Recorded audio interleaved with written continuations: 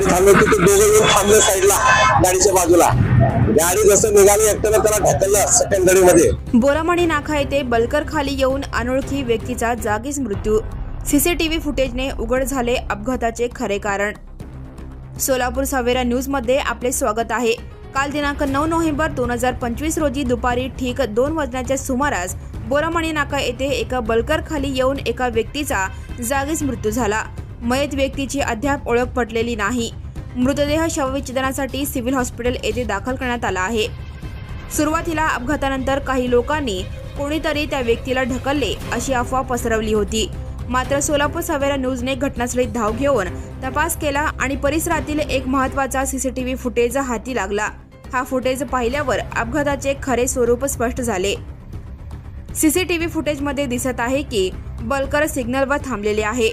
समोरून एक व्यक्ती रस्ता क्रॉस करून निघून जाते.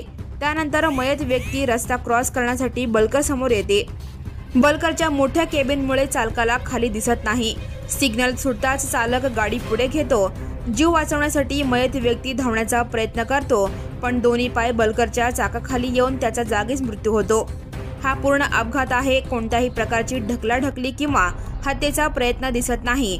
अफवांना बळी पडू नका. सध्या फौजदार चव्हाण पोलीस ठाण्याचे पोलीस निरीक्षक आणि त्यांची टीम घटनास्थळी तपास करत आहेत.